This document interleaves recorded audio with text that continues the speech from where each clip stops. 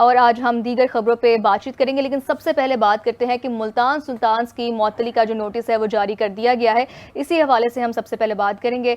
हाफिज़ साहब, क्या कहेंगे इस पर? और ज़राए का ये कहना है कि मुकम्मल कार्रवाई करने के बाद ये नोटिस जारी किया गया है कि किसी भी चीज़ की ये ना कहा जाए कि बगैर किसी वजह के जारी कर दिया गया। और मेजर जो रीज़न ये बताई गई है वो ये है कि पीसीबी की जो साख है और पीएसएल की जो साख है उसको नुकसान पहुंचाया गया बार बार इंटरव्यूज़ देकर।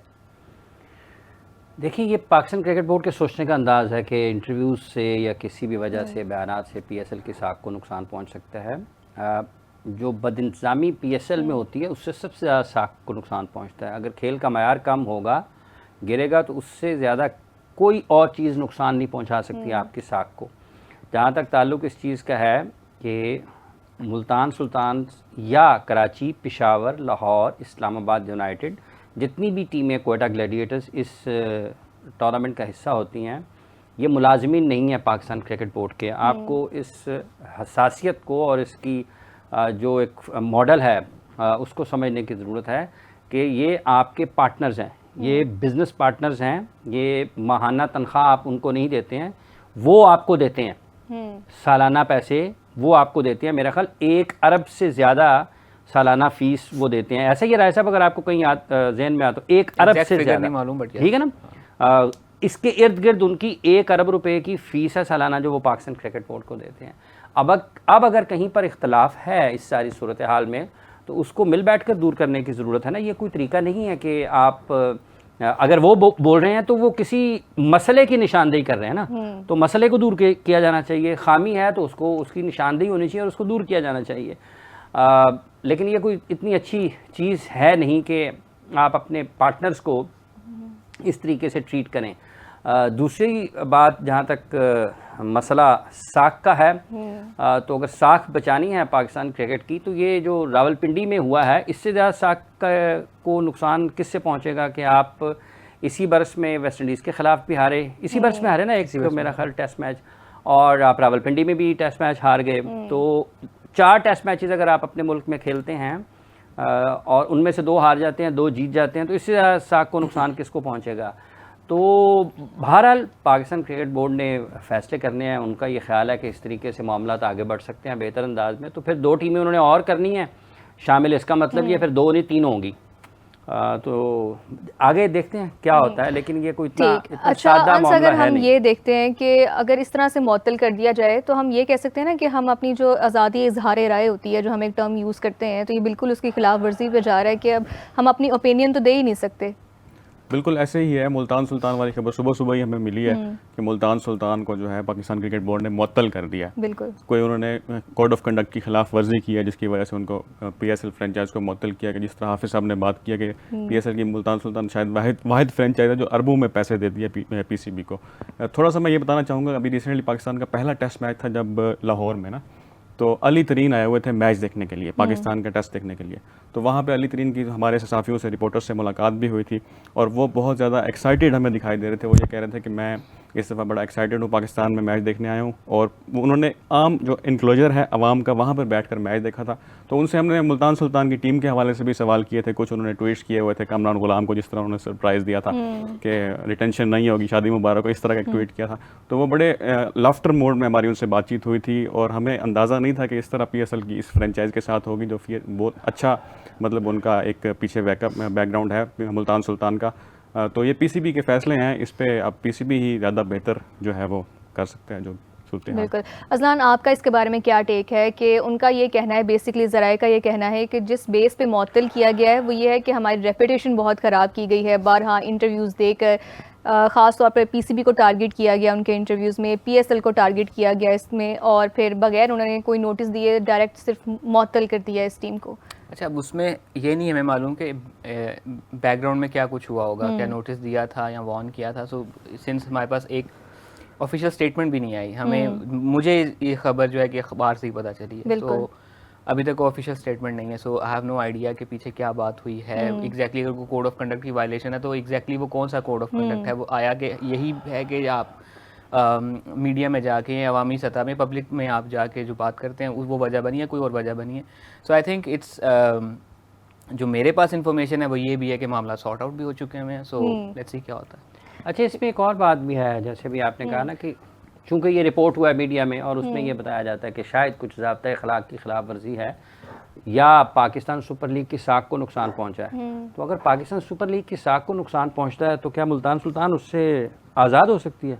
मुल्तान सुल्तान को भी उतने नुकसान पहुंचना है। ये तो आपके मुश्तरका मफादात है ना। अगर पीएसएल को नुकसान पहुंचेगा तो ये नहीं हो सकता कि मुल्तान सुल्तान को उसका फ़ायदा हो। अगर पाकिस्तान सुपर लीग को एक ब्रांड की हैसियत से नुकसान पहुंचेगा तो सारे मुतासर होंगे। उसमें लाहौर भी मुतासर होगा, उसमें मुल्तान भी होगा, उसमें कराची भी होगा, उसमें कोयटा भी होगा, उसमें इस्लामाबाद भी होगा, उसमें पेशावर भी होगा। अब देखना यह है कि ये इसको किस तरीके से हल करते हैं कि तीन टीमें उन्होंने बेचना चाहते हैं या फिर वो 2 टीमें बेचना चाहते हैं। बिल्कुल। अच्छा, ये तो हमारा मसला चलता रहेगा और इसके बारे में जो भी आगे अपडेट्स होंगे उस पर हम बात करेंगे। एक जो मेन इशू बहुत चल रहा है वो है एशिया कप ट्रॉफ़ी का इशू है और उसमें जो है इंडिया की जानिब से कहा गया था कि हम इसको आगे परस्यू करेंगे, इस पर ख़त लिखा जाएगा आईसीसी को। और फिर उसके जवाब में जो पाकिस्तान की जानिब से कहा गया कि पाकिस्तान ने तो कभी मना नहीं किया या एसीसी की जानिब से तो कभी मना नहीं किया गया कि इंडियन टीम को ट्रॉफ़ी ना दी जाए। ये तो उनकी ही अपनी नाअहली है कि उन्होंने पाकिस्तानी जो हमारे चेयरमैन हैं उनसे लेना मुनासिब नहीं समझा। तो इस हवाले से अंसा आपका क्या टेक है, आपके पास इसके बारे में क्या अपडेट्स हैं हमारे पास? देखें, 3 से 4 दिन पहले ना हमारी कुछ रिपोर्टर्स की मुलाकात हुई है चेयरमैन पीसीबी से काफ़ी स्टेडियम के अंदर। तो उन्होंने सबसे पहले इसी इशू पे हमसे ना गैर रस्मी गुफ्तगू की। तो उनको बीसीसीआई की जानिब से अप्रोच किया गया था कि आप, क्योंकि वो एसीसी के प्रेसिडेंट हैं, अप्रोच किया गया था कि आप जो है ट्रॉफ़ी हमें दें। तो मोहसिन नकवी साहब ने उनको सिर्फ इतनी सी बात की थी कि आप अगर ट्रॉफ़ी लेना चाहते हैं तो हम एक तकरीब मुनक्किद करते हैं 10 नवंबर को, एक्सपेक्टेडली उन्होंने बताई डेट 10 नवंबर को दुबई में तकरीब मुनक्किद करते हैं। आप अपने बोर्ड के जो मेन ओहदेदारान हैं उनको ले आएँ और अपने कप्तान को ले आएँ, हम आपको ट्रॉफ़ी दे देंगे। और साथ में उन्होंने हमें एक अजीब सी बात भी बताई थी, वो ये थी कि जो ट्रॉफ़ी है एशिया कप की जो इंडिया की टीम जीती है लेकिन उनको दी नहीं गई, वो ट्रॉफ़ी मोहसिन नकवी साहब ने वो और उसका रेप्लिका अपनी कस्टडी में ही रखा हुआ है। वो एसीसी के ऑफिस में भी नहीं है, उनकी अपनी कस्टडी में। जब वो दुबई जाते हैं या जब वो जहाँ भी जाते हैं उनके साथ साथ ही वो ट्रॉफ़ी होती है, ताकि उनको डाउट्स भी है ना वहाँ पे, क्योंकि एसीसी प्रेसिडेंट है वहाँ पे। कुछ बोर्ड्स ऐसे भी हैं जो इंडिया के हक में है, जैसे श्रीलंका बोर्ड है, अफगानिस्तान बोर्ड है, ये इंडिया को सपोर्ट करते हैं, जबकि बांग्लादेश का बोर्ड है जो पाकिस्तान को पार्शली सपोर्ट करता है। तो मोहसिन नकवी साहब ने उनको बड़ी अच्छी ऑफ़र करवाई थी कि आप आएँ 10 नवंबर को, हम एक तकरीब मुनक्किद करते हैं, आपको ट्रॉफ़ी देते हैं। लेकिन फिर जो इंडिया का बोर्ड है उन्होंने इस चीज़ को रिफ्यूज़ कर दिया। उन्होंने कहा नहीं, हम मोहसिन नकवी साहब से ट्रॉफ़ी नहीं लेंगे। थोड़ा सा बैकग्राउंड मैं आपको इसका बताता हूँ। मैं दुबई ही था जब ये चैम्पियन ट्रॉफ़ी, एशिया कप की ट्रॉफ़ी का मामला बना था। तो मोहसिन नकवी साहब तकरीबन 40 से 45 मिनट जो स्टेज होता है प्रेजेंटेशन का, वहाँ पर खड़े रहे, क्योंकि वो उनका इस्तेहकाक है ना कि उन्होंने ट्रॉफ़ी देनी ही देनी है, क्योंकि वो एशियन क्रिकेट काउंसिल के प्रेसिडेंट हैं। उन्होंने आईसीसी के वहाँ पे जो वसीम खान साहब हैं वो भी वहाँ पे मौजूद थे। हालांकि उनके बारे में कहा जाता है कि वो बड़े अच्छे आदमी हैं, लेकिन उन्होंने वहाँ पर थोड़ा सा यूँ समझ लें कि डुअल स्टैंडर्ड शो किया। एक तरफ वो कह रहे थे कि हम पाकिस्तान को सपोर्ट करते हैं, दूसरी तरफ वो इंडियन टीम को सपोर्ट कर रहे थे। और इस मामले पे उनका जो किरदार था वो नेगेटिव रहा था पाकिस्तान के पॉइंट ऑफ व्यू से देखें तो, वसीम खान साहब। बिल्कुल। तो उस वक्त ये हुआ था कि 40 मिनट वो खड़े रहे मोहसिन नकवी साहब। उन्होंने आईसीसी के जो वहाँ पे मौजूद थे नुमाइंदा, उनको कहा कि आप जाके बात करें इंडिया की टीम से, इंडियन बोर्ड से, कि वो आके ट्रॉफ़ी ले जाएं। तो कुछ मामला यहाँ तक भी तय हो गए थे कि मॉर्नी मार्कल जो उनके हेड कोच हैं उनको कहा गया था कि आप ट्रॉफ़ी आके रिसीव कर लें। लेकिन जो इंडियन क्रिकेट बोर्ड है उनको जो मोदी हैं, जो जिनके ओछेत कंडे हैं, उन्होंने पीछे से शायद डायरेक्शंस दी थी कि आपने ट्रॉफ़ी इस शख्स से वसूल नहीं करनी। हालांकि मोहसिन नकवी साहब एसीसी प्रेसिडेंट हैं और उनका इस्तेहकाक है कि जो भी टीम ट्रॉफ़ी जीतेगी, खा वो पाकिस्तान हो, इंडिया हो, अफगानिस्तान हो, ट्रॉफ़ी वो ही देंगे। बिल्कुल, ये बात मेरे ख्याल से ऑन पॉइंट भी है, मेजर चीज़ ही है। अज़लान, आपका इसके बारे में क्या टेक है कि एक तरफ बारहा कहा जा रहा है कि हमने मना नहीं किया कि आपको ट्रॉफ़ी नहीं दी जाएगी, लेकिन जो इंडिया है वो अपनी ज़िद पे मतलब बरकरार है कि चाहे जो मर्ज़ी हो जाए पाकिस्तानी चेयरमैन से हमने नहीं लेनी।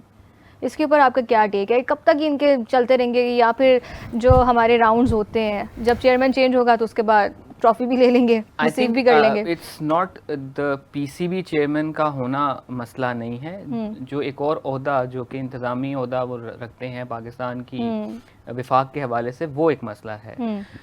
हिस्टोरिकली इस किस्म की एग्जांपल्स हमें मिलती हैं। लाइक जनरल तौकीर ज़िया ने अपनी सीट छोड़ दी थी पाकिस्तान इंडिया सीरीज़ से पहले 2004 में कि मेरा होना यहाँ पे थोड़ा सा बदमज़गी का सबब बन सकता है, because general Tauqeer was DGMO during Kargil's time. तो उन्होंने इस चीज़ को जहन में रखते हुए एक दो और वाक़यात ऐसे हुए थे कि उन्होंने बेहतर समझा कि अब उनको इस ओहदे से हट जाना चाहिए। उसके बाद शहरयार खान आए थे जो कि उससे पहले डिप्लोमेट रहे थे और काफ़ी अच्छा उनका दौर रहा था। तो एक प्रॉबली वो एक वजह है कि जिसकी वजह से वो इस चीज़ से थोड़े से वो कह लें रिलक्टेंट हैं कि हम इनसे ट्रॉफ़ी रिसीव करें।